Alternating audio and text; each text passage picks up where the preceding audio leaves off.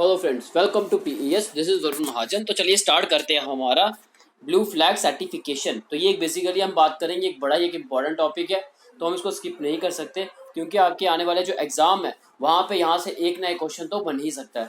तो चलिए हम देख लेते हैं हमारे यहाँ पे इंडियन जो बीचेस हैं, तो 12 इंडियन बीचेस हैं जिनको ब्लू फ्लैग सर्टिफिकेशन जो है वो दिया गया है। तो आपको तो ये पता ही होगा कि ये डेनमार्क की एक नॉन प्रॉफिट ऑर्गेनाइजेशन है, एनजीओ है, या फिर मतलब कि हम बोलेंगे कि इसके द्वारा जो है अवार्ड जो है वो दिया जाता है। वो एनजीओ या फिर बोले नॉन प्रॉफिट ऑर्गेनाइजेशन जिसके द्वारा दिया, उसका नाम है एफईई, यानी कि फाउंडेशन फॉर इन्वायरमेंटल एजुकेशन। तो इसके द्वारा ये अवार्ड जो है वो दिया जाता है।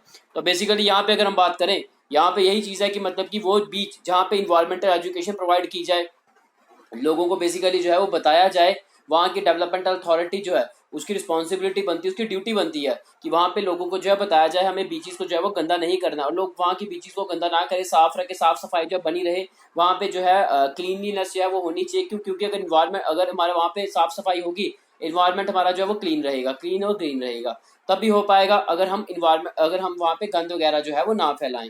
ठीक है, पहली चीज ये देखी जाएगी जहाँ पे बीचेस में जो है प्रॉपर एजुकेशन प्रोवाइड की गई है, इन्वायरमेंटल एजुकेशन दी गई है, और इन्वायरमेंटल प्रोटेक्शन के रिगार्डिंग कई सारे वहाँ पे जो है वो स्टेप्स वगैरह जो है वो लिए जा रहे हैं। और वहाँ पे कोई जैसी कुछ दुर्घटना घट जाती है, वहाँ पे पास बीचेस के जो है एक हॉस्पिटल होना चाहिए, कोई सुनामी आ गया, ठीक है ना, कुछ भी अगर होता है तो वहाँ पे हॉस्पिटल्स वगैरह फैसिलिटी हो, टॉयलेट वगैरह जो है बीचेस के पास होने चाहिए, कुछ फैसिलिटीज़ है जो बेसिक नेसेसिटी जो कि वहाँ पे जो है पूरी होनी चाहिए। अगर ऐसी कंडीशंस उस बीचेस में हो, तब जाके उसको जो है हम बोलेंगे कि ये डेनमार्क की जो नॉन प्रॉफिट ऑर्गेनाइजेशन इसके द्वारा जो है, जिसका नाम है एफईई, इसके द्वारा जो है हम बोलेंगे ब्लू फ्लैग सर्टिफिकेशन जो है वो दी जाती है, ब्लू फ्लैग सर्टिफिकेट जो है वो दिया जाता है बीचेस को। अब यहाँ पे हम ये बात करते हैं कि हमारी 12 इंडियन बीचेस हैं जिनको ब्लू फ्लैग सर्टिफिकेशन जो है वो ग्रांट किया गया है। ठीक है, तो यहाँ पे पहले हम देखें, यहाँ पे अगर हम बात करें अवार्ड की अगर हम बात करें, तो अवार्ड बेसिकली जो है हम बोलेंगे किसको दिया जाता है, ये वाला बीचेस को दिया जाता है। फिर हम बात करें मैरीनास जो है इनको दिया जाता है, और बोटिंग टूरिज्म ऑपरेटर्स होते हैं, ठीक है, इनको भी दिया जाता है अगर ये भी उस एलिजिबिलिटी में अगर आते हैं। तो एलिजिबिलिटी क्या होती है, यही प्रॉपर उस बीच में जो है वहाँ पे जो है वो एजुकेशन प्रोवाइड की जाए लोगों को, ताकि लोग जो एजुकेट हों, बीचेस को जो अवेयरनेस हो कि लोग वहाँ पे बीचेस को गंदा ना करें, साफ सफाई जो है मेंटेन करके रखें, जिससे कि इन्वायरमेंट हमारा क्लीन रहेगा, और सेफ्टी प्रोविजंस में लेकर चलने वहाँ पे। जैसे कि सपोज करो कोई वहाँ पे डूब रहा है पानी में, तो मतलब कि हमारे पास ऐसी कुछ मतलब कि हमारे पास ऐसी सेफ्टी मेजर्स होने चाहिए जिससे कि हम उसको जो है बचा सकें।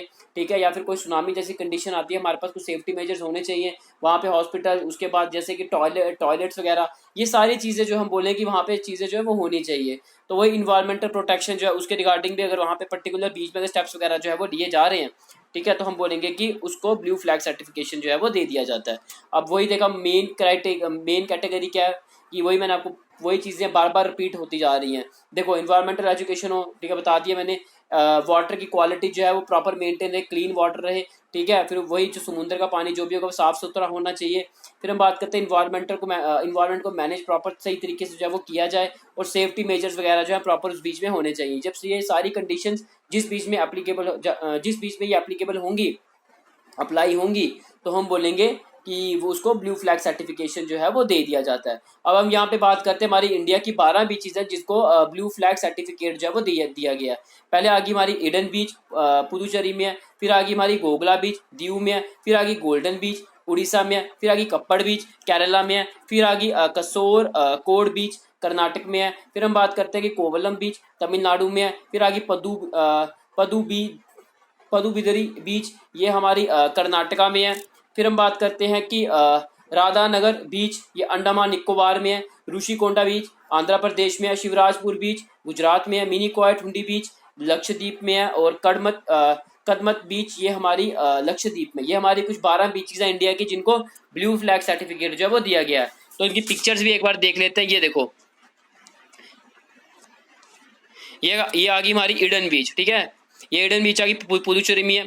फिर हम बात करते हैं पुदुचेरी की, आ गई हमारी ईडन बीच। फिर आ गई कोवलम बीच आ गई हमारी तमिलनाडु में। फिर हम बात करते हैं जैसे कि गोल्डन बीच उड़ीसा की। फिर हम बात करते हैं जैसे कि ये देख लो कप्पड़ बीच केरला की। फिर हम बात करते हैं कि ये वाली बीच देख लो, ठीक है। फिर उसके बाद गोगला बीच देख लो, दीव की ये थी ऊपर जो मैंने आपको बताई। कसोर कोड बीच ये कर्नाटक की। फिर हम बात करते हैं कि ये राधानगर बीच अंडमान एंड निकोबार आइलैंड की।